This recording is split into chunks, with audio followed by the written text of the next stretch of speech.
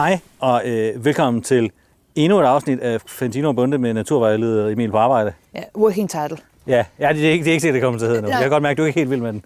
Vi er stadig på Skov. Kom så, din talepædagog tror på dig. En gang til. Andreas Korshold. Vi er stadig på Skov. Godt, det ikke er et slot. Hvorfor ikke? Skov. Gods. Yes, det var det. Vi er på Skov Gods. Vi er på Langeland. Det er også nemmere at sige. Hvor Emil arbejder. Ja. Ja, vores søde, dejlige ven. Men jeg ved ikke, hvor han er blevet af. Nej, men fordi han var meget sådan, kom nu skal vi noget andet. Ja. Det virker som om, han gerne vil hjem. Nej, det synes jeg, men han har travlt. Ja, Det kan man mærke. men Der hvad? skal ske noget. Men han skulle spille koncert i aften med sin far. Jamen, vi har jo sat hele dagen af til det her. Men det kan godt, hvis vi kan blive færdige før, så er det godt. Ja, Så for satan. Nej! Hvad sker der? Han ankommer i Danmarks mest beskidte golfvogn. Det er det ekspeditionskøretøj. Kan jeg ikke godt se, det er nærmest et ATV, det her? Jo, det er lidt. Det er en form for ATV. Ja, og jeg tænkte, vi skulle på safari, ud og tilse dyrene. Måske se, om vi kunne finde Meget Danmarks gerne. før tidens største landgående rovdyr. Et dyr, som folk var meget bange for, ligesom det er med ulven den dag i dag. Ja, Skal hesten. vi... Gris. Nej. Må vi gerne se en Kører gris? hvor? Ja, nej, det er okay. Det er okay, kan jeg. Den er meget mudret. Ja. Hvor kører du rundt med den her Jamen, form for ATV hen? Jamen, det er fordi, at vi har jo ikke kun det her gamle slot heroppe. Vi har jo faktisk 389 hektar vild natur. Og der skal vi ud og se, om hvad der gemmer sig derude. Og vi har jo tilsyn med vores dyr hver dag. Vi har både vilde heste og knap så vilde køer, som skal tælles hver dag og tilses og sørge for, at de har det godt selvfølgelig. Det er klart. Og der bruger vi sådan et... du sagde jo, det er jo faktisk bare det er jo en golfvogn. Ja, det er godt. Det er en golfvogn, man har pimpet til at være offroad. Den er meget offroad. Fordi der er nogen, der må blive lidt beskidt på bagdelen. Ja. Ja. Jamen, Vi kan godt lade mig sammen. Prøv lige Nej, at komme det er fint. Jeg sidder bagpå. Jamen, vi kan godt være her. Vi kan godt være her. Vi kan ikke være der, Emil. Det kan vi ikke. Jeg holder meget af dig, vi kan ikke være tre mennesker der. Nu skal jeg ud og se, hvad jeg kan finde derude. Ja, det er hvem vil sidde Nå, foran? vi skal have... Jeg vil godt tage på. Ja, vi Ja, det tænker jeg nemlig godt, du vil. Du var meget sådan, ja, det gør jeg. Godt, det der sker nu er, at der er et stort sæde omme på bagsiden af den her golfvogn, Yep. hvor jeg er endt med at skulle være, og der kan jeg afsløre, at det er der mudderet kommer op, kan jeg se, når man kigger på sædet. Ej, det var så ærgerligt. Hvor er det træls.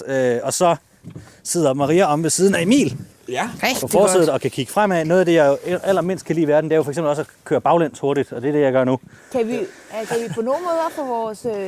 Ja, det skal nok gå. Ja, vi kan sagtens være her. Det er for både lys og Vores lyd. kamera, Hvor mange Kvinde kan Pam, vi har nu få? tænkt sig at stille sig, så hun brækker sin ankel i det sekund, der Det accelererer. Det synes jeg er meget spændende valg. Prøv lige lidt herover mod Jamen, mig. du ja, ikke der er altså plads herovre også. Ej, hvor er det hyggeligt. Er det ikke, fordi her... Godt. Er alle mand ombord? Ja, Det- Ja, det er Ja. godt fast, for han har jo fuldstændig Vi har jo selskab af vores af Campam og Søde Freja. Det kører. Nu er det så Ja, fejl. nej, for satan der, så kører vi. Har I fat om bagpå? Ja, og Pam, du tager bare... Skal jeg holde i dig imens sådan i jakken eller et eller andet? Er det fedt? Hvis jeg falder, må du godt lige... Og det fede den her, den er fuldstændig lydløs, så vi kan rent faktisk lave podcast. det er Vi kan faktisk lave podcast. På en eller anden måde er det godt at tage det faldt af i en frygtelig Satan, ulykke, det vi her er havde noget forleden mest dag. ubehageligt. Nå, så der var et tag på. Men Nå. jeg ved ikke, Hvad var Pam, det for stå op og en frygtelig bumler. ulykke? jeg ved det faktisk ikke. Det forsvandt bare. Det lyder lidt mere dramatisk. Nej, der er Nej, jeg geder. synes, det er rigtig godt, det der. Det er på Se fejl, der nu, er geder. Jeg kan godt tælle. Der er Gud, ja, det er, 1, kan jeg sige, kære podcastlytter, det er lige nu, der er vi bare kørt hen på den anden side af indkørselen, hvor der er nogle geder. Ja. en utrolig sød. Nu skal jeg sige, nu kører vi herned. Det er meget safaristemning, det er rigtigt nok. Hvad slags skid var det? En dværgged. Ja, nærmest urgeden. Vil du sidde ned og Er det filme bagud? urgeden? måske? Nej, det er det overhovedet ikke. Jeg fyrer bare et eller andet dag. Det er i orden, det er podcast. Og vi håber meget, at det her også er på YouTube, så hvis du ser med lige nu, så kan du se, hvad der foregår.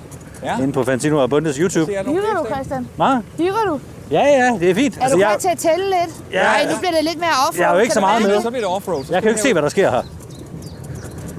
Kan vi kigge, om der er nogle dyr her? For nu kommer vi ind i området, og herinde til højre, der var der jo mark indtil for nylig. Ja. Det er ikke længere mark. Det er Nu til venstre for mig, Hvad er men det ja. så? Ja, nu bliver det til vild natur.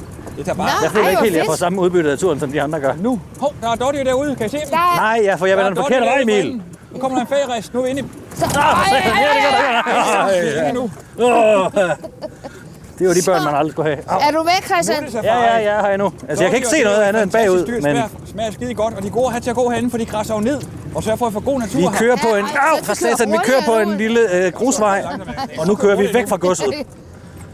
Og nu begynder vi at være på det, der hedder ukendt territoriet. Også ned ad bakke. Altså, er alt det her, jeg kigger ud over nogle meget store græsenge, Yes, er alt det her skov? det er alt sammen skov. det er Og de har gang i sådan en form for Simba-øjeblik omme på forsædet, hvor de sådan hele det her, de kongerimer der. Eller Emil i det her tilfælde. Ja, vi kigger. Jeg kan også sige, at lige nu der sker der det her. Og I kan også kigge efter havøren. Kæmpe, hun hænger. Christian, kigger du efter dyr? Ja, jeg er lige ved at holde øje med, at vores kameradame ikke falder ud af golfvognen. Så må du tælle hende, hvor mange stykker hun er i. Hun hænger, hvad skal beskrives som en form for Spider-Man. Det var gemt. Var derovre. Jeg har det også lidt som om, at du måske bare siger ting. Nej, det var der. Ja, det er rigtig godt det der, Bam. Det har du fuldstændig styr på. Det må godt være her hos os. Ja, ja. Der er Sådan. faktisk utrolig mange fasaner Hvad er på det, vi- Stevns, hvor Må vi jeg stille falder et spørgsmål? sommerhus. Ja, kom med det, Hvad er Christian. det, vi laver? Ja, men ude på safari. Nå ja, det er fint, så har jeg ikke Det er flere faktisk spørgsmål. meget som at være i Tanzania, det her, Ja, Christian. ja, det kan du godt bilde mig ind. Uden dyr. Bumletur. Ja, der er ingen dyr. Nej, satan Dyrene der. er her. Men ikke, Åh. hvad vi Men gør? Vi starter lige med at køre et sted hen, hvor vi de måske kan have gemmer en sig. chance for at se nogle vilde heste. Skal vi Jeg ikke kan gøre også det? oplyse til de nysgerrige, om, hvis man spekulerer på, at man bliver køresyg af at sidde omvendt i en elektrisk golfvogn, så kan jeg sige, ja, det gør man. Og er det... Det er Og måske dumt. man Er bliver også rigtig mudret. skov, Det er eller meget fedt. Det der, Det er også vildskov, det her nu. plantageskov. Det er jo gammel vildskov. plantage. Det hele det faldt faktisk i en stor storm i 60'erne. Nå. Og så er det meget, det blev plantet derefter jo. Hvis man nogensinde har stået i den situation, at man er midterbarnet i en søskendeflok, og det har jeg aldrig været før. Jeg har altid været storebror, men nu ved jeg, hvordan det føles at være Det var midterbarn. ham, Christian. Hvor man føler meget sådan, du ved, der er ikke rigtig nogen, der tager sig af en. Man er ligesom bare med. Og lige pludselig så er man fremme på sin køreselfærd i resten, uden at nogen rigtig har husket, om man var med. Og der har jo et stort palaver, fordi at der er nogen, der vil skyde over køren. De må gå ind i skoven her. Hvad var det for en lort, vi kørte henover, Emil? Kolort, Det var en kolort. kolort. Au, nå, Vi sidder okay. lige her og snakker, fordi det er jo fantastisk, køerne går hen og gnaver lidt. Ja. Så vi får plads til masser af urter. Jeg tænker, så meget vej til at køre nu. Så der er vilde køer her også. Der er vilde køer og vilde heste, men det er jo sådan et kæmpe område, så det er altså ikke altid, vi lige ser med det samme. Findes der vilde køer i Danmark? Nej. Nej. Nej, Lidt. Lidt vildt. nogle gange. Hvornår bliver en ko vild? Jamen, det, Når den skal på græs, så er det gør til den som videoerne. reglerne. Nå jo. Jeg siger ikke mere.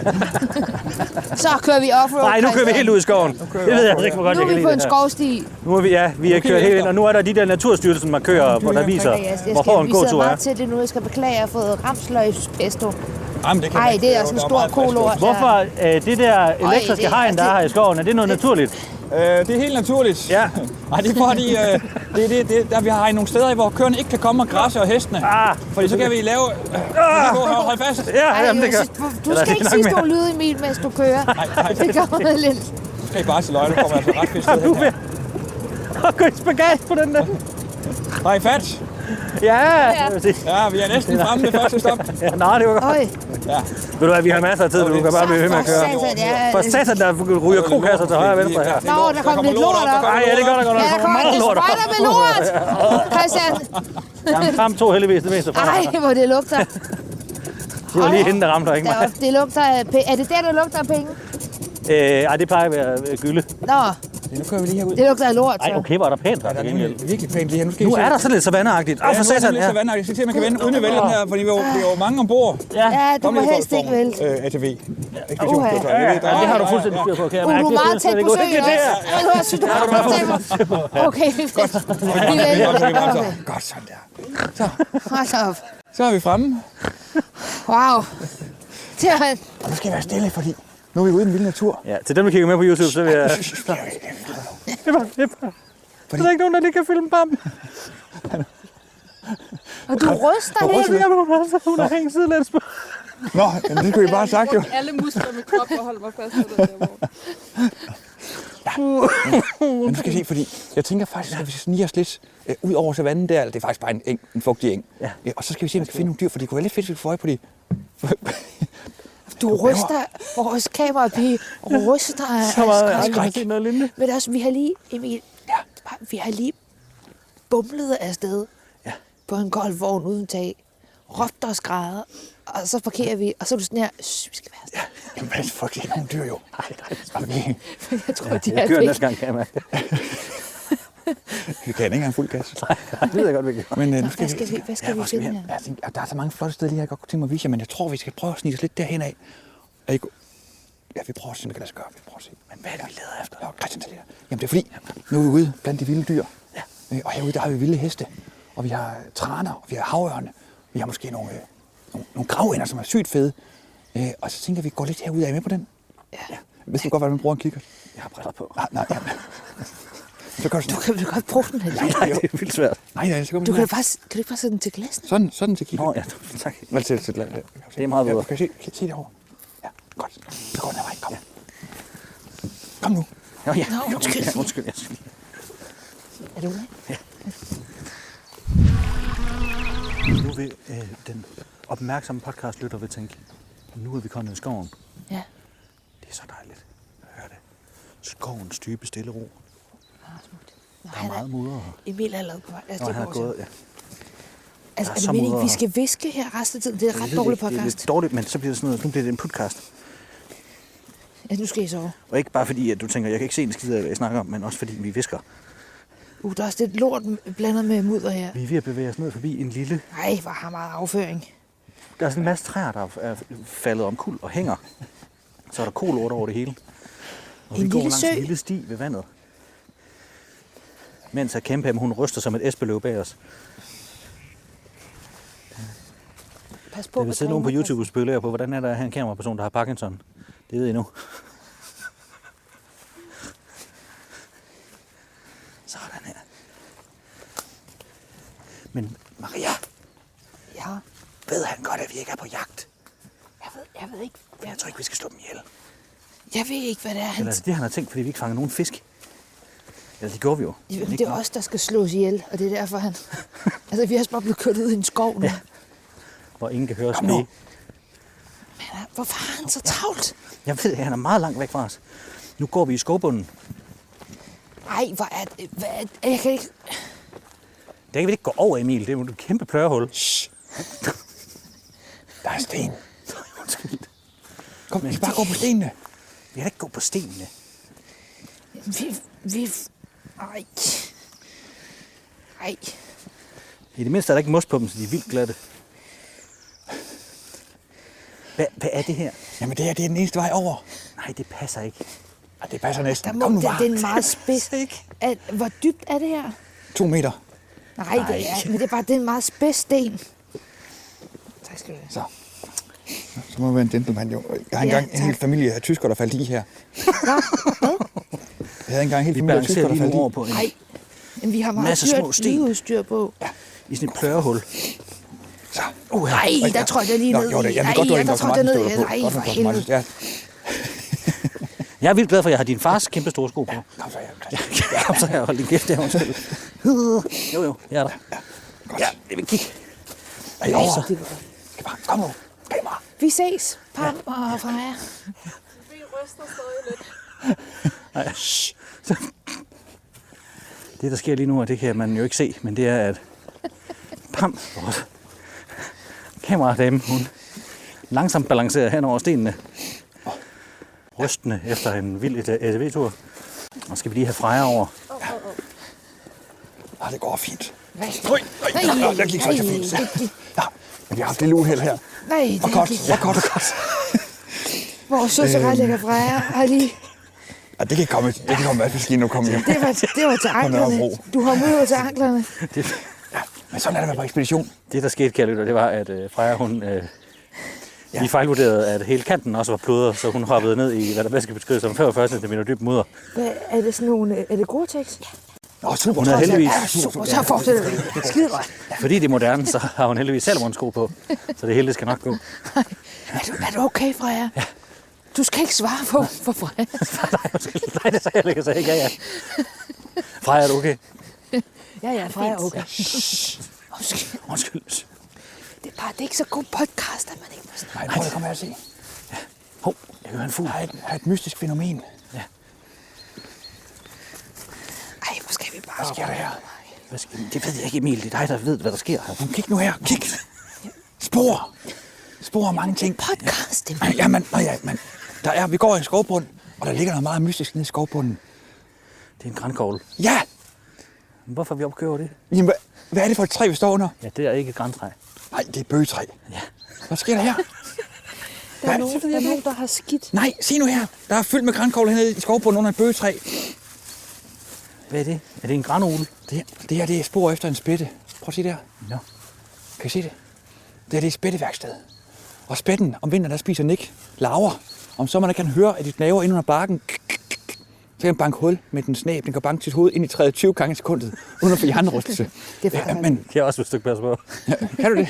Men det er imponerende. Men om vinteren, så må den skifte føde til en vegetar, og så spiser en grænkogler. Det er simpelthen et spætteværksted, der er lige her. Er det ikke Hvordan har du fantastisk? spist grænkogler i vinteren? Ja. Og der kører de spredt gylde derovre. Det går videre. Den danske natur er den bedste. Så er nogen fra Dansk Landbrug, som er sådan, ja, det er ligesom det skal være. Vi skal lige herud og kigge en gang. Ja, og kære podcastlytter, for lige at samle op for dig. Vi fandt nogle grænkogler. Ja, præcis. Og nu har Emil fundet en rådden træstue, som han er ved at leve fra hinanden, men det viste sig ikke Jeg at være forstår noget. ikke, var det grænkoglerne, vi ikke måtte skræmme? Ja. Pænt talt for højt. Ja, de bliver vildt nervøse og løber. Okay, vi Kan I fortsætter. høre fuglene? Så hold fuglene i munden. Han kigger på noget nyt. Ja. Igen, Det kommer nu. vi er nødt til at snakke. Vi kan ikke viske. Nej, det kan vi ikke. Det duer ikke at viske. Jo, vi kan godt viske lidt. Nej, vi kan ikke viske. Vi får aldrig se nogen dyr, hvis vi ikke visker Undskyld, lidt. jamen, så vi snakker sådan her, så kan I høre os Det er jo stadig. helt- Nå, kan man ikke høre, hvad jeg siger? Nej, det er jeg bange for. For fanden. Det er jo det, der er ulempen. Det er et lydmedie. Ej. Kan vi ikke snart lave en fjernsyn igen? Jo, undskyld, men... Kom, vi skal bare lige herud og kigge. Men jeg er bange for, at jeg slarm har skræmt dyrene væk. Ja, undskyld. Vi føler meget, du bruger det som undskyldning, fordi der ikke er nogen dyr her. Jeg synes bare, vi går meget ned Ja, og op også. for at kigge på en grænkogle og så op igen. Nå, nu er vi på... Hedder det en eng, det her? Eller mere en mose? Ja, vi er ude på en fugtig eng. Faktisk lige her, hvor vi står. Lige nu der lå en død sæl for et par år siden. Du fandt en død sæl her. Ja, en død lige her. Hvorfor det? Og som jeg nok kan se, så er der ikke noget hav i Miles omkreds. Nej. Det er spætten. Det spiser sæler om vinteren. Den er ved at spise sæler. Og det er fordi, der var den der store storm der den 17. oktober for et par år siden. Så Og der var fisken havet sæl helt ind? herinde. Nå. Nej, Ja, det er ikke sindssygt. undskyld. Der var hav her. Jo, ja.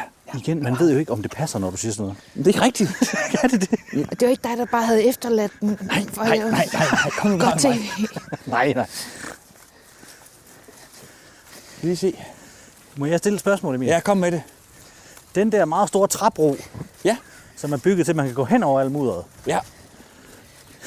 Hvad vil du med den? Okay. Hvad kigger vi efter? Okay. Emil har taget sin kigger Der er nogle frem. fede dyr derude. Okay, vi Ude i kigger. horisonten. Kan I se dem? Nej, den er ikke. jeg har Nej, ikke kigget endnu. har I nogensinde prøvet at justere en kikkert? Ja, Ja. Maria, hun har erfaring. Men jeg har jo... Har du også det, Christian? Kig helt ud. Kan I se de hvide pletter? Ja, Ja, Og det er grønne der. De der Er det hvide pletter gæs? ude for enden. Det er Det er en gæs. fuldstændig fantastisk and. det er den. Ja, det er ikke bare et and. Nå. Det er en gravand. Det er en grav. Og gravand, den er sådan hvid og brun og har et rødt næb. Og så er den simpelthen så fuldstændig vanvittig, at den kan gå ned i en rævegrav, eller et grævlingbo, hvor den kan banke ræven ud af dens egen grav. Ej. Så flytter den ind. Så bygger den rede dernede. Det er en besætter. Det er en besætterand. Det Det- er faktisk et federe navn til Ja, en det er besætterand. meget- Intet glemt, intet tilgivet. præcis. Nemlig. Og de står lige derude, og det er jo fordi det her område her, det er fyldt med rævegrave og grævlingegrave. Og nu sagde jeg jo før, vi skulle ud og kigge efter et dyr, som Ja. før i tiden var Danmarks farligste og største rovdyr. Og det bor faktisk lige her bag os. Nu har jeg godt nok larmet lidt, men jeg tænker faktisk, om vi skulle ind og se, om vi kunne finde ud af, om vi kunne finde en grævling. Jeg har aldrig set en grævling. Nej, det er jeg heller ikke. De bider så hårdt, så en snorlig knuses. Har I hørt det? Ja, de bider Ja. til ved knæser. Ja, det gør de nemlig. Så derfor er de ekstremt farlige som Men de ulve. bider jo ikke mennesker. Eller ender Hvad ved du om det? Jamen, der var nogen, der havde angrebet en grævling. Ja, Emil, der skal jeg til han- podcastlytterne, der viser Emil lige en hånd, hvor han lader som om, der mangler en finger. Vores retlægger Freja har jo faktisk givet sig selv et 10-årigt nytårsforsæt, Lige hold det. Ja, som er, at hun skal nå at se en grævling. er det rigtigt? Og hun har 4 år tilbage. Så skal vi sagt også viske, fordi ellers får... Nå. Kan man godt høre, hvad jeg siger nu, kære lytter? Ja, altså, det kan de jo ikke svare på, for du kan ikke høre dem. Nej. Kommer lige på Jeg kan ikke se noget med en kikkert. Nej, du er også virkelig dårlig til at bruge en kikkert. Vi har da haft en kikkert, siden jeg var lille. Jeg har en bilkikkert, fordi min far har givet mig en. En bilkikkert? Når du har en kikkert med i bilen? Ja, Okay. Du gør mig faktisk lidt stolt lige der, tak. Christian. Nej, det er min far, der skal have lavet. Nå, okay. Tak til Christians far. Jeg er utrolig stille her, nok fordi jeg kører spredet gylde lige ved siden af. Jeg skal lige se, hvad Nå, det er fordi, du ikke tager øjnene helt hen til den. Ja, du skal nok holde den lidt væk. Nej, der er heller ikke en lille hest lige her. Jeg kan kun kigge gennem. Jeg tror, at vi skal fortsætte vores ekspedition. Okay. Lad os ind og få øje på grævlingen. Kom med på den, Christian. Hvad? Vi skal ind og få øje på den grævling. Ja, vi skal ind og finde en grævling. Altså, det er jo fuldstændig vanvittigt dyr. Grævling er jo sådan Danmarks største mårdyr. Er det en mor? Ja, en kæmpe stor, meget nuttet mår, meget langsom. Nå. Og faktisk sidste år, der gik jeg ind igennem skoven herovre sammen med 15 fuldvoksne mænd. Så nu er I stille. Rimelig dårlig radio. Privat. Nu er I stille. Og så sniger vi afsted, og så kom den kraftdejsmad og gik ved siden af de 2 minutter. Og vi stoppede alle sammen op sådan her. Så gik den, og så spiste den biller og børn ved siden af os. Selvfølgelig.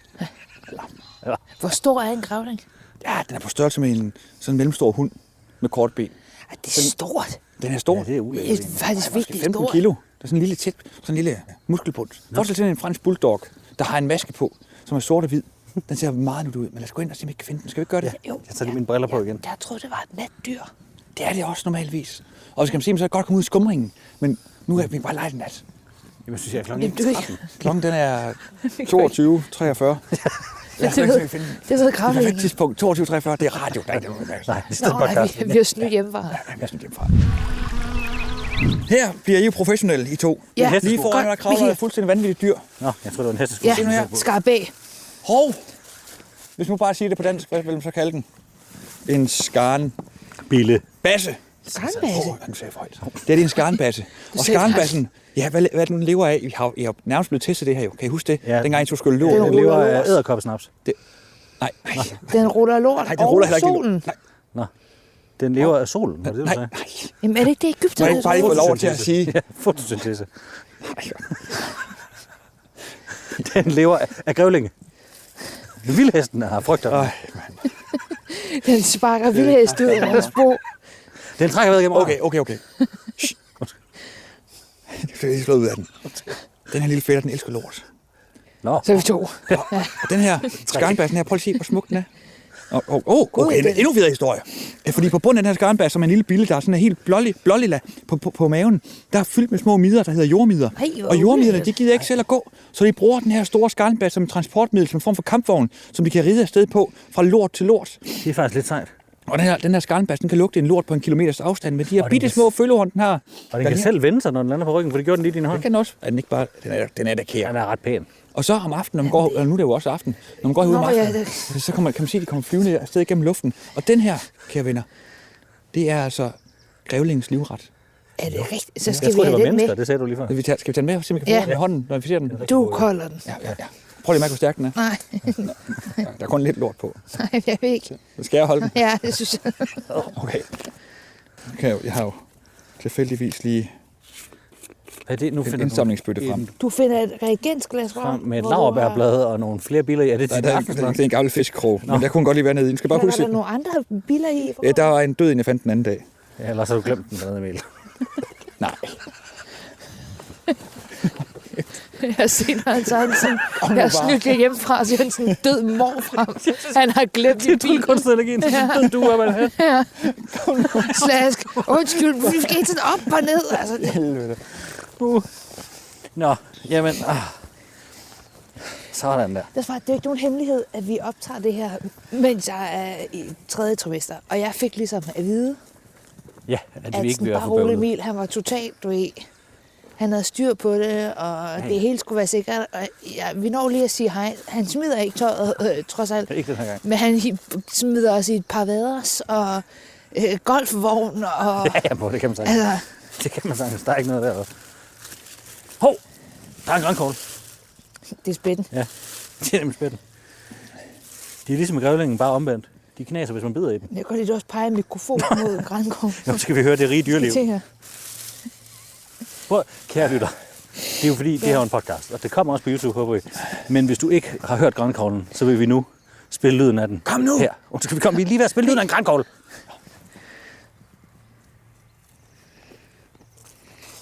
hvad bare? Hold da op. Ja. Kom ikke og sige, at I ikke får noget med. Nej, Det er som at public være der service. Der er meget lort. Ja, det er det meget. Hvis man bare var en skarpe. Han er så langt Ja, fremme. det går hele så tiden. hurtigt. I det mindste er det ikke os, der skal filme det her, for det tror jeg er vildt bøvlet. Ja.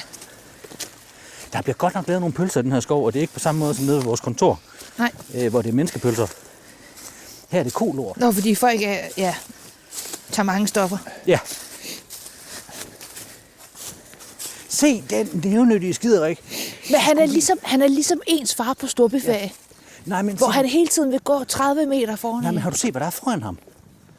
Freja, der står der med sin helt mudrede sko, fordi hun skulle vade gennem en... Hvad er Der det, er han en går bro. på lige nu? Der er en bro. Der er en bro.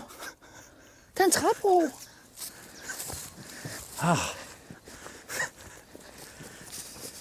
Vi kommer nu Eller, Ja, vi kommer nu. Ja. hvor går den hårfine grænse egentlig mellem, man er ude og kigge på naturen, når man bare går en tur? For lige nu føles det, som om vi går en tur. Jeg tror, det er mængden af lort. Kom nu. Og pas lige på den. Det er en meget, meget ødelagt trappero, det her. Ja, det er det godt nok lidt. Men lad os da sætte mig først, Altså med store huller. så vi er sikre på, at Gå på midten. Gå på midten. Der er huller i midten. hold da op. Ja. Her er hår fra en tysker, der faldt i. Emil har fortalt meget om de tyske turister. Jamen, han Der har så ret. meget om Hvad de er det for tyske nogle hår? turister, der er kommet hjem. Jeg tror, det er fra en fra Mellemøsten, det der. Nej, det er det ikke. Det er... Måske er det for grævlingen, hvem ved. Det er en af de tyske turister. Det er en af de tyske turister. Det er jo meget sorte hår. Det kan også være en spanioler. Nej, du skal ikke røre ved med Det er også meget stride. Ja, det er Meget det nemlig også. Hvad er det? Hvad er det? Jeg Det tror, er da hår. Et overskæg. Er det hestehår? Det tror jeg faktisk, for at være helt ærlig, at det er Mario. Nej, det er fra en ko. Nå, det er for en god. Det er da også sygt naturagtigt. Pas på hullerne. Jeg kan også godt lide, den her bro er ved at falde fuldstændig fra hinanden, og så har man lige skiftet 4 brædder på Ja, den. for enden. Jamen lige nu der spankulerer vi bare videre gennem skoven jo. Ja, kom nu. Ja, undskyld. Det er sådan meget stressende Vi prøvede bare at lave podcast. gåtur i skoven. Jamen, ja. Altså, det er fordi, Sådan der. Nu har vi Emil har, fundet et stramt program. noget død træ, og nu går han videre, fordi vi har ikke havde tid til mere. Nej. Så, og så har vi endnu en helt rådden træbro. Jeg sagde den, vi er jo. Ej, au. Vi er altså i en vild skov. Vi kan godt se, hvordan at der er døde træer over det hele. Vi kan se, der ligger og falder oven i hinanden, og det er jo super. For naturen, der er døde, det er jo Liv. det er nemlig rigtigt. Det er det, jeg Godt altid siger. husket. Ja, tak. Død Jeg har det er tatoveret på ryggen. Du skal se. Vi skal op på en klassisk hatbakke herinde. Hatbakken. Ja, og dem er der, så vidt jeg husker, 800 af på Langeland. Nå. Det er sådan et langelandsk fænomen. De er opstået oven på toppen af isen for 17.000 år siden, da den begyndte at smelte. Så i revnerne, hvor de revnede det isen i sådan en kryds, der opstod de her små søer. Og i bunden af de søer, Emil, kan du ikke stoppe og snakke? jo, og i bunden af de der søer, der efterhånden som isen smeltede, så bliver der aflejret sedimenter. Altså grus og sand og sten. Ja. Og skærer man sådan en hatbakke over, som siger, der er en kæmpe stor bakke, jamen så er lige en lavkage inde i. Og, altså lavdel. Ja, med jord. Nej, ja. Syltetøj. Nej, ja, vi går op på den. Kom. Makroner. Det var Alt det gode. Nu går han igen. Det Emil forsøgte at forklare var, at vi skal op på en bakke inde i skoven. Ej, men det Det er en meget stor bakke. Til gengæld. det. kan vi sgu Fordi vi kan også se, om vi kan finde ud af, om vi kan få øje på grævling. Fordi heroppe i den her bakke, der er en gammel grævlingkoloni. Der er flere hundrede år gammel. Nå. Og som grævling, de bor i sådan nogle familier, store familier. Og har flere indgange ind. Og derfor, der bor ikke kun én grævling, der bor måske, det ved jeg ikke, 10-15 grævlinger sammen derinde. ind i lavkagen. Inde i lavkagen. Lavkagegrøvling. Lavkagehuset. Lavkage, ja. Lavkage. Det er Og, lavkagehus. Og det er ligesom, vi kan finde en af åbningerne og sidde og observere lidt. Sindssygt spændende radio. Jeg ved ikke, om jeg har lyst til at se en grævling, kan jeg ikke? Jeg ved ikke. Jo, men... Jo, nu bliver han ked af det, sådan skal det ikke være. Skal vi ikke op? Jo, okay. Jo. Kan vi køre derop? Vi kan godt prøve. Nej, det tror jeg, den tipper. Okay, det kan vi nok ikke. Jeg tænker, altså der er jo rigtig lang sendevidde på de her mikrofoner. Ja. Så jeg kan jo stå nede, og så kan jeg kommentere du kan på, ikke. mens I går. Vi kan også bare køre rundt, så vi kan se den. Ja. Hvad? Nej, skal vi ikke lige... Vi kan køre rundt om den. Skal vi køre rundt om? Du gider jo heller ikke derop. Jo. Nej, du gør. Jeg kan se det på dig, det gider du heller ikke. Jamen, det gør jeg da. Jeg ved ikke, om jeg gider, at jeg tog med. Jeg kan også bare gå derop. Ja. Du går derop og stå. Men er det meget stejlt? Sindssygt stejlt. Det er jo Danmarks svar på Mount Everest. Det. Nå, Mont Blanc måske. man dør på vejen. Så skal vi bare tage den af til ved at køre videre. Jo, det er den bedre dag. Men nu har vi hørt noget om grævlinger, og det var, at de bor inde i lavkager. De bider sig det knaser, at de bor inde i lavkager. Altså, det er simpelthen nogle gange op bakke med jer to. Men bare lige for at opsummere, også for lytterne. På de cirka den halve time, du har hørt podcast nu, der har du set en skov, eller hørt en skov. Hov. Vildheste Hvor? og rådyr. Nej, Ja, nu over ved det jeg hele. ikke, om du... Nej, den er så god nok. Nå gud, det er den her faktisk. Ja, det er rent nok. Den er god nok. Vi står og kigger ud over marken nu. Ja. Og Man derovre, behøver der ikke ser vi kigge, altså man kan faktisk se nogle, den. nogle ægsmårpoller, der går rundt sammen med rådyr. Kan I se det? Jo, kan du se det der store hesteformede ting? Der Der er på den står der en afrikanske hest. savanne. Det her, det er bare Langeland. Ja. Og man kan godt tro, der går 2 rådyr, men det andet, det er altså et lille føl. Og de her heste, de gør så sindssygt godt stykke arbejde, for de går og græsser ned, så der bliver plads til masser af små blomster, de kan blomstre op. Og jo flere forskellige slags urter, vi har herude, jo flere forskellige slags insekter får vi. Og jo flere insekter vi har, jo flere fugle får vi. Og sådan hænger det hele sammen jo. Det er fantastisk. Langeland er fantastisk. Det var Jamen, som Langeland er Elton fantastisk. John sang engang, The Circle of Life. Præcis. Det er Langeland, det er vidunderligt. Man får lyst til at købe et ødelagt hus. Ja. Her for TV2 til at renovere det. Der er faktisk et ret fedt Det skulle de hus, desværre oppe, ret meget gøre selv. Nå ja, nej, eller det er selvfølgelig ret nok, det er en meget god pointe. Kan I se rådyr også? Ja, hvorfor Nej. går de sammen, når de venner? Ja, men de går om og græsser samme sted. De må føle sig trygge i hinandens selskab. Det er ligesom os. Har det ikke været meget med folk og vildheste, at dem var de ikke så glade for? At de synes, de så for tynde ud og alt muligt?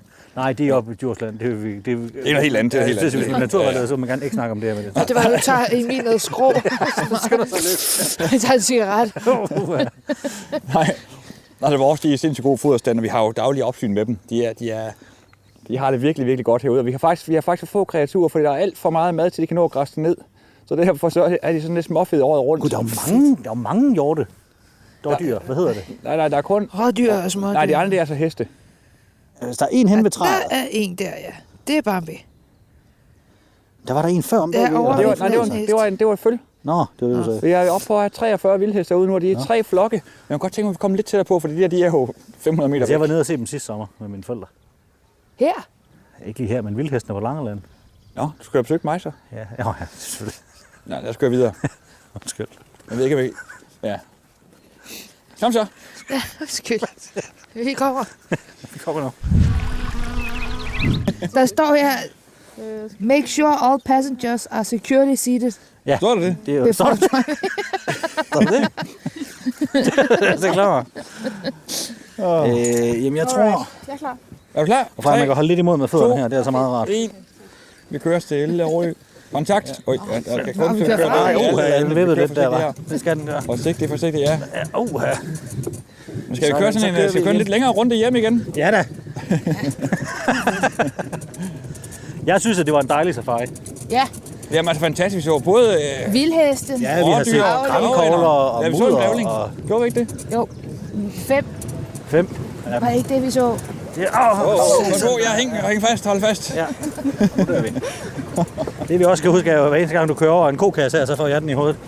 Jamen, jeg kører altså det langsomt, så kan lige nu. Ja, jamen, det er helt okay. Jeg synes, det lyder som en invitation. Det er langsomste, jeg ved lige nu. Ja. Men kører du den her tur hver dag? Nej, jeg kører den faktisk aldrig. Jeg har kun kørt den her en gang før. Hvad sagde du? Hvad skete der der? Undskyld, det misser jeg. Emil, hvor mange gange har du kørt den her tur? Jeg har kun kørt den her en gang. Men jeg går den tit. Ja. Klart. Jamen, fordi jeg synes, det er lidt vildt at køre i den her lille bil her. Nå, synes du det? Det er heller ikke sådan, det er nok vildt macho, vel? Jeg siger jo Nej, ingenting. det er det. Nej, det er ikke så. Nej, det er kedeligt. Ja, det. Det er vildt kedeligt. Så kører vi simpelthen lige hen og holder foran Nej. hoveddøren. Det er gods. Sådan. Og godset er ikke beboet til det nysgerrige. Det ligner Så. det ikke i hvert fald. Jeg tror lige, jeg tager nøglen, hvis der kommer nogle børn. Ja, det er en god idé. Sådan. Så ligger Eller den bare hvis du lige selv der. kommer tilbage. Jamen, tak for turen. Så, velkommen til. Tak. Er I okay? Ja, Jeg er slet køresyg. ikke, jeg er slet ikke svimmel. Sådan. vi lever. Så der er jo en grund til, at den er så mudret, den bil. Ja. Nej, det er okay. Så for satan. Nu skal I se. Vi bliver altså nødt til, når nu vi er her på Skovsgård, så skal vi altså lige ind i det gamle slot her, eller hovedbygning. Jeg må ikke kalde det slot. Nej, det kalder det gods. Det må du godt. Ja. Men det ligner jo... Så lige have mine nøgler. Gud, hvor er de nøglede, de nøgler? Meget nøglet. Det skal nok. Og Altså, det er sådan nogle store hængelåsnøgler. jeg synes faktisk, vi starter nede i kælderen. Og så skal vi helt derop. Er I med på den? For deroppe, der bor der et dyr. Fordi der peger du op på et tårn. Tårn. Nå ja, der er et tårn. Ja, det er jo, det er jo ikke slot, det er jo et gods. Og Men også sige, altså, tårn jo 3. etage. ja, fjerde. 4. Nå, Ja, prøv at komme med her. Du skal bare se, vi starter lige heromme. Men hvorfor skal vi ned i kælderen? Ja, det var fordi, jeg fik ned i kælderen. vi skal nu kigge bare. ned. Er der gravlænge i kælderen? Nej, men der kan være noget andet. Hvis vi er heldige. Hvad kunne der være nede i kælderen, der er noget andet? Noget momsregistrering. Ej, jeg har det som om, jeg lige har været et stykke vasketøj. Ja. Altså sådan blevet tørtumlet. Ej, Nej. flot, hva'? Nej, så er en fugl. Christian, der er en mand. Ja, er det en and? Den, der løber hen på træet, det er da ikke en and. Hvor løber Christian, den henne? der er en mand nede i kælderen. Nå, der er flere, kan jeg se. Jeg tror, det var en grønbindet rørhøne, der lige hoppede ned derovre. Du fandt bare på nogle ord, der kom efter hinanden, gjorde du. Vi bliver lavet noget rart. Det er en... Hej. Sorry. Nej, det er bare hyggeligt. Jeg tænker også, jeg kender sgu da hende der, men Ja. jeg kan godt se, at det er ikke Jensen. Det var der nogle gange. Nu skal vi lige se, om der gemmer sådan noget spændende hernede i kælderen. Yes. Nu skal I bare se løjer. Jeg troede, de arbejdede der, fordi de havde sådan ting rundt om halsen. Nu er vi ved sulekælderen. Gud, hvor er her hyggeligt. Syne, ja, det er vildt hyggeligt. Ja, Folkestue. men vi har sgu ikke tid til at se Men det. det er kan du jo, høre. altså, hvem bare der havde sådan en Jo, kælder. I må godt Er det lide. kartofler, der er Ja. til tørring? Ja, det er urtekælderen. Det Ja, bliver brugt til i- opbevaring. Eller gemysekælder, som der står. Ja, altså det er fordi, der er mange tyskere her jo. Hvorfor er her så mange tyskere? Og vi har jo mange forskellige slags grøntsager herinde, kan jeg se. Der er både... Men de er jo af plastik. Nej, det ligner bare, det er plastik. Det er, når de ligger længe Er nok. det en sommerfugl? Ja. Og ved du, hvad det er for en? nej. Prøv at se, hvad den gør. Ja, den er Det er en døende. påfugleøje. Og den har overvintret hernede i kælderen, fordi her er dejligt at putte hernede, og den vil gerne ud og lægge på nogle brændenælder. Kan lige se, om man kan få den over på min finger. Hinter. Så kan den ryge ned i glaskatten. Hej, nu har Emil han har taget en sommerfugl op på fingeren. Og den er jo sindssygt godt. Nu skal jeg sige, få den over lyset, og der er... Når han sidder sådan der. Den er jo sindssygt godt kamufleret, når den lukker vingerne sammen. Når den åbner op, så er der nogle store øjne på dens vinger. Og det er en af Danmarks mest almindelige sommerfugle. Og hernede i kælderen, der er så tit dyr, som kommer ned. Og jeg kan også se, at der er nogle forskellige spor heroppe i sandet. Det ved jeg så ikke, det er nok nogle dyr med en lang hale, Ja, som bor hernede. Det er nok nogle rotter. Som forsøger at spise alle de lækre grøntsager, som er her. Ja. Det er svært, de er plastik, så de er nødt til at give op. Det ligner plastik. Det er fordi, jeg så... Nå, vi ser den her fri. Ja, skal vi Put se. den i dit bære. Og der sidder også en deroppe, kan I se det? Den kan vi så ikke redde. Vi kan putte den her udenfor. Vil du ikke sætte den derud, Maria? Jo, kan jeg bare... Ja. Du må bare ikke røre ved Bare vingerne. helt Er det ikke sådan forsigtigt.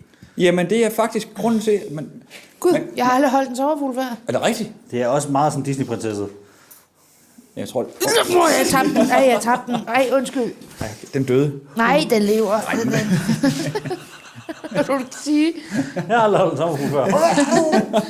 Ja, altså giv den der til hende igen. Det Så, er ud med den. Nu har den Ej. Der skal ud og lægge nogle æg på en brandhælder, så vi kommer af med dem. Væk med den. Ej, der sidder mange derinde. Prøv at se, hvor mange der sidder. Ja, det gør du nok. Hvorfor på sommerfugle i kælder det ende? Det er fordi, at hvis I sidder for et sted, der er for tørt, så kan I faktisk dehydrere i løbet af vinteren. Så det er godt for, at man sidder sådan lidt fugtige steder som nede i vores kælder her. Og så, når det bliver lidt varmere, der sidder også en derovre. Kan du se det i vinduet der? Nej, det er for sent. Så, lille sommerfugl. Nå, ja, men altså, ja. Den hænger meget fast. Der er nemlig nogen, der har hængt nogle falske fasaner op. Eller udstykket fasaner op. Ja, Den kan jeg rigtig godt lide. der er nogle fasaner. Der er fasaner. Der er fasaner. Inde i sulekælderen. Ej. Ja, og hernede der boede tyne, det var tjenestefolk, der boede hernede, og det står faktisk Hvordan- nærmest, som det altid stod i sin næste. I kan godt lige nå at kigge lidt Emil. hernede. Ja da. I skal lige se vores køkken, for det er så fuldstændig fantastisk. Men jeg skal også lige have Maria med. Jamen, hvordan giver man slip på en sommerfugl? Du kaster den Bare bare. give et smølfespark. Ja. Giv slip! Nej! Ej, undskyld. Kaster du sommerfuglen, og så røg ned på cementen igen? Hvad? Jamen, det vil Nu ikke har give du sat den slip. mest allermest udsatte sted, den overhovedet kan Jamen, sidde kan den lige ikke på trappen. selv flyve? Det er... Nej, den skal have lidt kærlighed. Prøv at forestille dig nogen, der kommer og vækkede dig, sådan der, efter du har sovet i en sæson. Så kan jeg lige sidde. Der. Okay, du sætter den. Jeg tror, den skulle Nå, flyve nå. afsted. Nu tror jeg, han får en hjerne. Jeg tror også, Lad os fortsætte. Nå, nu skal vi videre på vores tur. I skal bare lige se herinde, inden vi skal op. For det er altså ret fedt. Her har vi homo sapiens. Ej, hvor Her er vi inde i ej, opvaskerummet. Christian, Ja, det er sygt uhyggeligt. Der står en Ej. mannequin. hvorfor står der sådan en dukke? Ej, du skal ikke klappe den på. Nej, Hvem? ja, det har jeg allerede fortrudt det. Jeg tror, det er ja. Så er vi i køkkenet. Ja, det er ikke fedt. Og så kan du se, det her gamle komfur her, det er fuldt funktionsdygtigt. Nogle gange så står der kogekoler nede og laver mad. Nå, Og så kan man sidde hernede, og så kan man... Der får en pandekager og den slags ting og sager. Og det kan lige mærke den her kønne farve, der er på køkkenet. Ved I Meget godt? flot. Ja, er det ikke flot? Jo, sådan men man er er blå blå? farvet. Ja. Og sådan var køkkenerne i gamle dage, og det er fordi den blå farve, den tiltrækker ikke fluerne. Gud, Så for at ej, undgå det flueklæder. anede jeg ikke. Det er sgu rigtigt. Nå. Så derfor så malede man køkkenerne, landkøkkener var Næsten altid sådan Men er blå det også nuancer. derfor, at alle de der køkkengrej er blåt? Ja, ja. Det? Nej, er det noget, du... Ved Nej, du det det her? har de gamle koner sagt til mig hernede. Så det tror jeg på. Ja, det synes jeg. Ja, kan du se nogle fluer måske? 0. Nej, ikke for alle sammenfuglene. De er til gengæld meget Der er så mange grævling hernede. Ja. Det anede jeg ikke. Nej. Men vi har altså ikke tid til at dvæle ved det her hyggelige sted. Nej, undskyld, ja. vi skal videre. Det er vildt det er jo- travlt på en eller anden grund. Jamen, jeg ved ikke, hvorfor vi har så travlt i dag. Nej, Nej, det ved vi heller Det er ikke. bare fordi... Nå ja, kom. Man gider ikke. Jo. Jeg kunne have set det hyggelige værelse nede for enden, men den må I se en anden god gang. Pumperum.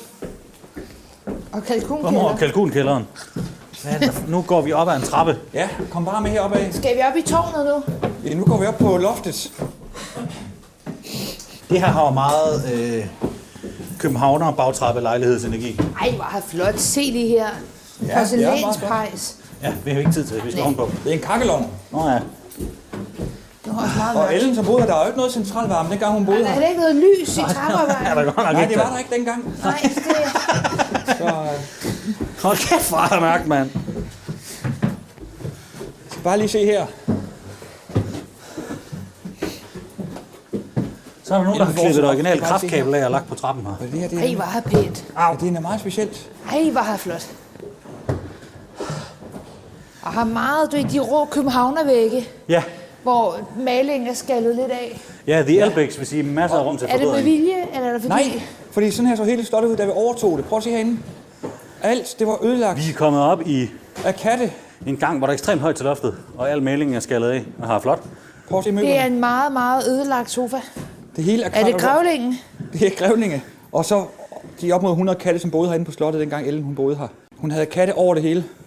Og de her katte her, I kan også se på gulvene, de besøgede måske lidt forskellige steder, uden man lige opdagede det. Og så krassede de altså alle møblerne, så de blev simpelthen ødelagt af katte. Så det, vi lige gik hurtigt forbi, hvor jeg kunne kigge ind og så, hvor flot det så ud. Det så også sådan her ud, dengang vi overtog det. Altså, så der boede en kvinde her. Ja, Ellen Fuglede, som var en foregangskvinde i hvad angår natur. Hun elskede natur og katte. Okay. Ja, hun fik, Hundredvis af dem. ja, og hun fik aldrig nogensinde en mand, aldrig nogensinde nogen børn. Så kattene var ligesom hendes børn. Og hvis der er nogen, der prøver at have en kat, der bare er én kat, så går den jo også og krasser lidt i ens møbler. Den slags. Ja, jeg er vokset op med kat. Så forestiller jeg at have måske 100, eller ja. Så rimelig Altså, de her små... det er et meget nubret gulv. meget nubrede gulv. Ja, Ja. Er det hele- kattelort? Det hele er kattelort. Det kan vi godt sige, det er. Det er kattelort. Nej, det er blevet tørret op. Det er blevet tørret op.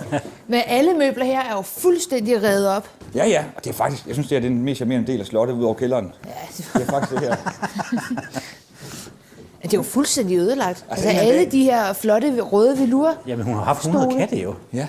Og se, det Ej, er må Du fint. se hjemme med mine forældre, de havde på kun, Ej, det må de havde da 4, da der var flest stinke af dem. at have 100 katte her. Ja, men det gjorde hun efter sine også. Ja.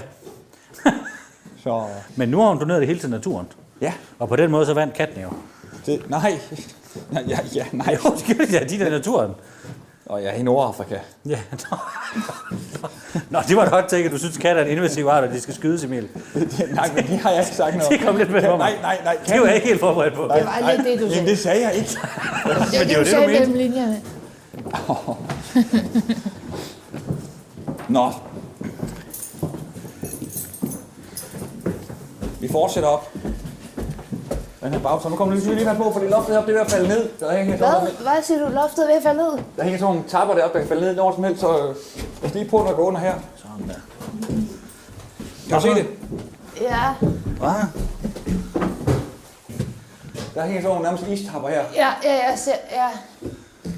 Okay. Ja, det er jo ikke et sted, folk de kommer normalvis. Nej. Uden hjelm. Nej, præcis. Og her er meget Gud for nøjeren. Ja, Okay, det her er meget råt. Har utroligt råt. Ja, råt. Nu vi er gået op for enden af en trappe nu, Ja. vi gør det bedst kan Loftet er ved at falde ned. Som en form for spøgelseshus, har jeg lyst til at sige. Ja. Jeg selv dem, der laver forræder, vil ikke lave det her. Nej.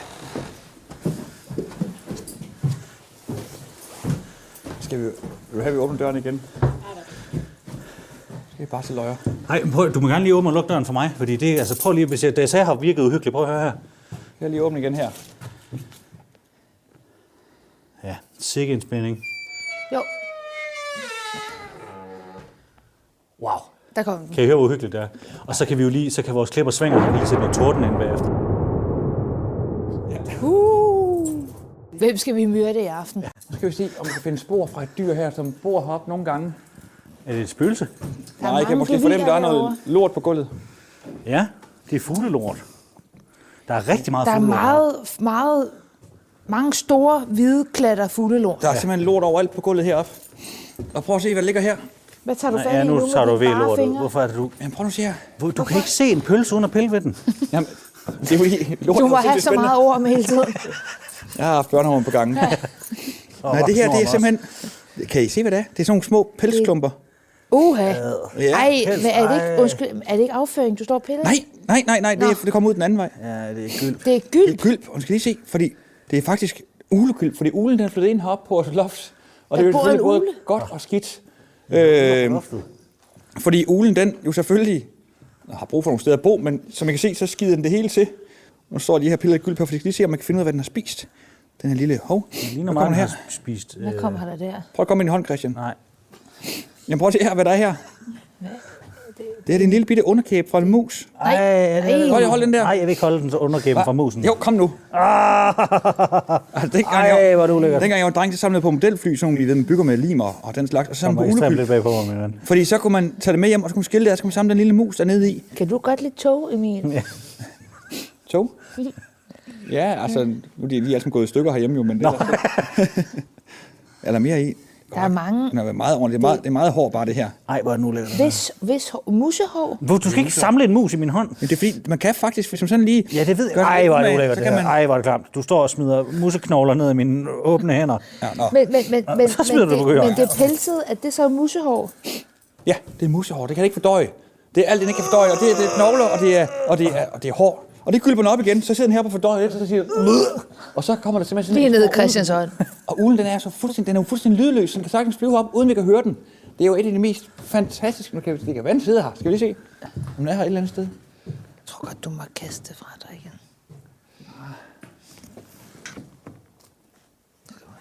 Jeg kan ikke få øje på den. Jeg tror, den kommer ind heroppe i hjørnet.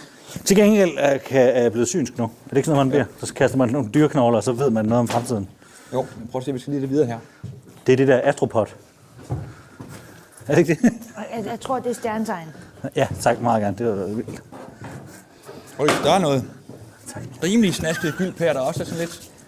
Hvad er Hvad er det for en lille stok? Kan du se, om noget af gylpen er friskere end andet? Den her, den ser sådan rimelig splattet ud. Den har spist rødmus, kan jeg se på hårene der. Nej, prøv at se, et stort dyr, den spiser en stor knogle. Ad. Ja, det er meget. Det er Det er ikke bare, det er vist ikke bare en rødmus, det her, det er lidt større end en rødmus. en gravling. Nej, det her. Det er en meget stor mus med en meget lang hale, som bor i kloakken. Den har spist en rotteulen, har den ikke det? Nå, det er jo meget dejligt. Jo, vi fortsætter. Kom. Ja, tak.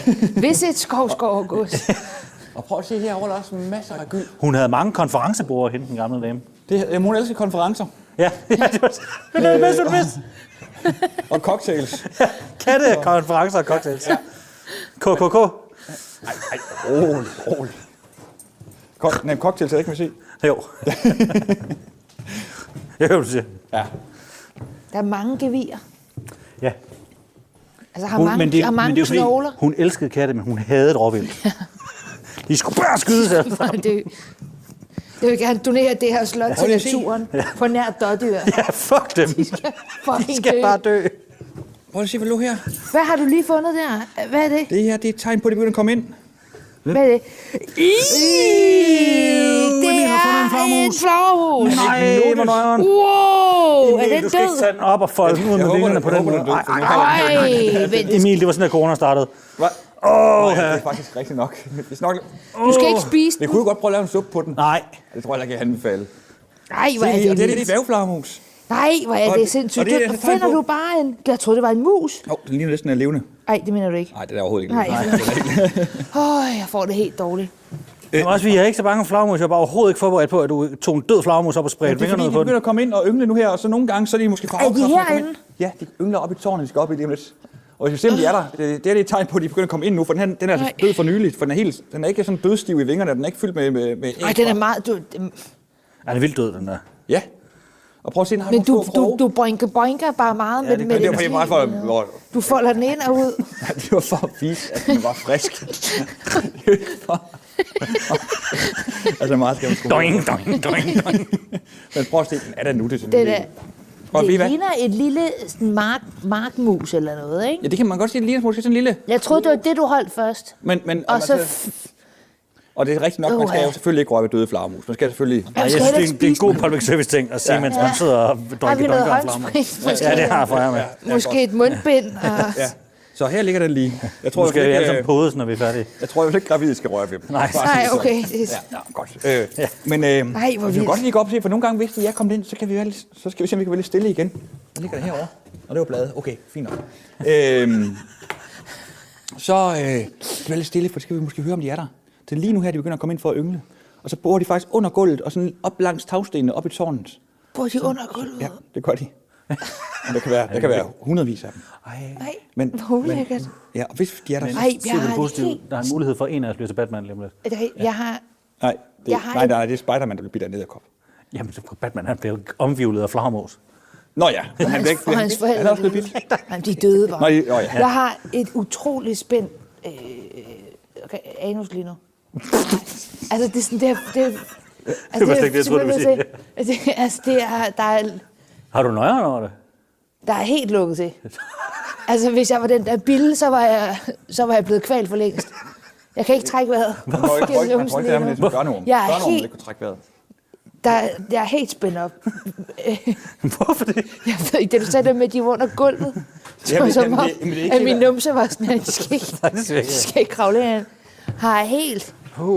Ej, hvor er det... ligger Vi sgu render en rundt til. op på loftet her, op under taget på godset, stadigvæk. Der er en kæmpe stor skorsten. Prøv at se, Ej, du har fundet en. Han har fundet en til. Ej, hold op hvor er nu der med at mange, finde mand. flagermus på gulvet. Ej, hvor er det ulækkert. ulækkert. Ej, hvor er Væk der mange... dem. Hvorfor så mange Og nu skal vi op i tårnet. Jamen, de er... Ej, Nu går vi herop, så kan vi lige prøve at lytte. jeg troede rigtigt, at det her skulle være sådan en form for sådan noget. Så kan man komme og holde sit bryllup her. Nej, det er ikke Og det. lige nu Man er kan det komme bare sådan noget og se klamme dyr med Emil. kattelort og døde flagermus og... Men altså, har de renoveret det her, eller hvad? Nej, det er elgammelt. Også Er trappen, det vi det? går på. Nu skal jeg lige se. Jeg kravler lige herind. Det ser Og se, meget hvad jeg kan få velholdt øje. ud. Der er nogle flagermus herinde. Ja, ej, jeg elsker heller ikke trinene her. Ej, Vi skal lige prøve at lytte en gang. Jeg prøver lige. Det er fordi, jeg synes, der er de så mange herinde nu, så vi har hørt dem. knager lidt. Men tit, altså nogle flagermus, de snakker jo egentlig. Når de er ude at jage, så bruger de jo ekolokalisering, så kan man ikke høre dem. Når de sidder herinde, så piger de til hinanden. Men I kan se, hvor meget lort der er flagermus hele vejen rundt langs kanten. Og jeg er mere bange for, at de forsvinder under en. Der er fyldt med flagermuslort over det hele.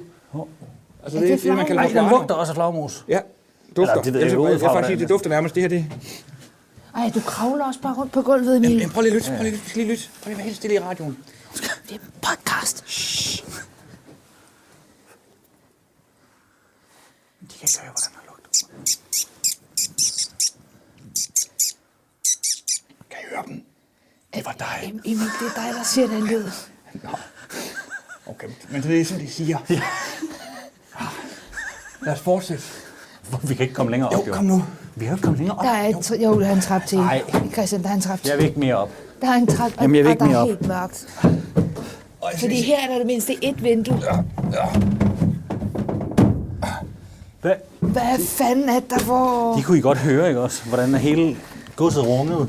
Nej, hvor er det træls, det er. Vi er nu på det næste øverste trin.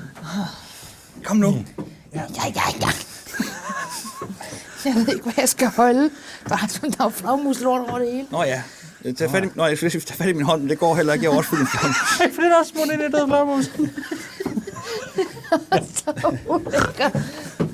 Men jeg er bange for, at hvis der kommer en flagmus, så falder... Au, mit hoved. Nej, pas du på. Undskyld, jeg havde ikke set, der var en... Nu fik du også en flue i håret. Har jeg fået en flue over? Ja. Ja, det var død heldigvis. Kan du komme op her? Ja. Kan Christian komme herop? Ja, det kan jeg. Det kan du sagtens. Det hørte jeg godt. Gud, vi kommer op til sådan et lille hul. Ja, nu er vi faktisk... Vi kan ikke komme Ja, højere jeg op skulle da på ikke komme igennem, nu. nej. Nu sidder vi oppe i tårnet, hvor hun lavede morgengymnastik hver morgen, den gamle ejer. Gjorde hun det? Nej, det ved jeg ikke. Nej, det du lyver du igen. Ja, det er lige der, løg lagt lidt. Ej, har jeg også lidt nøjere, hva'? Har også Prøv at flot. se, hvor mange dotter der er derude. Har I kigger den med? Har I glemt kiggerne? Ja, jeg har glemt den dernede. Det var da et helt ægte. Du må ikke sende mig ned efter dem. Det er så... Ej. Vil du låne min kikkert? Den må bare ikke tabe, for det er min konfirmationsgave, den her. Der er et skilt Nej, her, det behøver hvor jeg der ikke. står Det er ynglekoloni for for dyrebare. flagermus, som man skal lade være. Hvor er den henne? Og der har jeg ikke valgt at bruge det står derude. Kan du se dem? På marken. smiley. Yes. Ingen. Derovre, ja, det kan jeg godt. Har vi Peter. Det er den grønne Han smiley. er godt forvalteren. Det, Ja. det er et menneske. Det er, ja. Ja. Så er jeg med, ja. Har Der meget kommer jeg flot. ikke op. Lidt tåget i dag. Men, altså, her kan faktisk... prøv lige vent. Nej, det kan vi ikke se. Vi kan se vores mølle derovre, vores gamle vindmølle. Og jeg går helt derover til, og så går det om på den anden side af den store skov, hvor i. Det er jo faktisk været federe, hvis vi havde gået op på en bakke nede ved havet. Men Christian, skal du ikke op, Christian? Jeg kommer ikke derop. Er du Jeg tror jeg sikker? simpelthen ikke på. Der er, altså, Det er... det er også, det er jo okay. Hvad? Skal jeg komme ned til dig igen? Nej, jeg kommer. Jeg har bare meget svært ved at være her. Bare med skuldrene, kunne jeg mærke.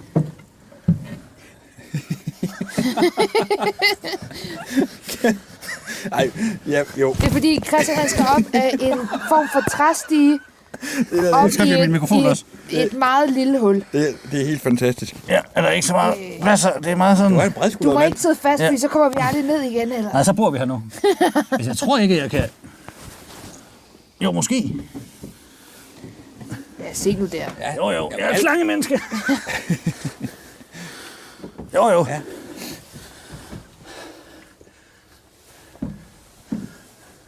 Jeg havde troet, det var lidt mere overvældende. Øh, Men har meget fedt. Nej, så går du ned igen, Christian. Vi går ned. Du bliver også utryg ved, at jeg er her. Det kan jeg godt lide. Og du er meget sådan, skal vi ikke lige... Men altså, det her er ikke et dårligt sted med en jagtriffel, når russerne kommer, vel? Ej, en kop Altså, det er nok det første sted, jeg vil kigge. Jamen, der går også, altså, du bliver sat med bøvl og få noget. Jeg tænkte en kop Nå, kaffe og ja. en cigaret. Altså, En kop kaffe. Stadig, nej, det er jo ikke for at gemme mig, det er jo så god man jager nogle russere. Jamen, det er jo det første sted, de kigger. Det er det oppe i det tårn her. Har du aldrig set krigsfilm? Jo, det Der er altid en snedskød oppe i tårnet. Ja, det er nok. Nå, nu bor vi her, for jeg kan ikke komme ned igen. Skal vi så ikke til det, så vi kan finde en sno? Skal vi så ikke kunne finde sno? Jo, lad os da gøre det. Lad os finde sådan noget. Nå, Vi går ud i parken. Vi skal ned til en grav. Nå ja, fedt. Okay, fedt. Ja, Ja, der foregår med dig lige nu, Dracula. Lad os se på flagermuser og gravsteder. Christian, nu kommer jeg også ned, Ja. tror jeg. På den ene eller anden måde.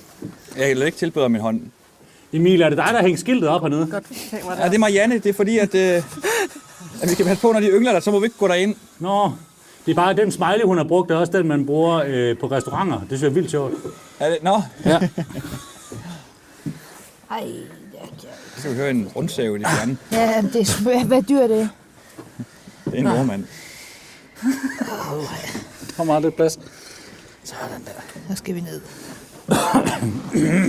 Ja. Det dufter også, som om man indånder flagermus lige nu.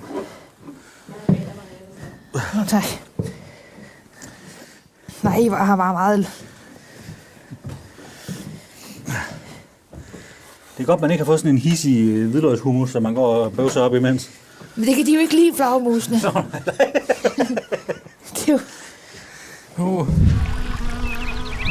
Godt nu, vi har set på flagermus op i tårnet. Vildheste. Masser af gravling. Ja. Og hvad var det, du vil nu, Emil? Du vil ud og se en sno. Hvad for noget? Du vil ud og se en sno. Jeg skal ikke det. Jo, og et gravsted. Jamen så... Det lyder som perfekte teaser til afsnit 3. Ja, mens tårnet vælter ned ad mørne på os.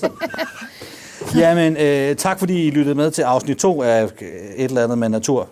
Også en Og arbejdstitel. Emil. Ja, præcis. Vi lyttes ved på næste fredag. Ja, det gør vi. Se, om vi overlever at komme ned herfra igen. Og hvis der er kommet en ny pandemi, Ja, så ved I, hvor den startede. præcis. Ja. Og det skal vi beklage. Det er Emil meget ked af. Ja. Møs. Hej hej.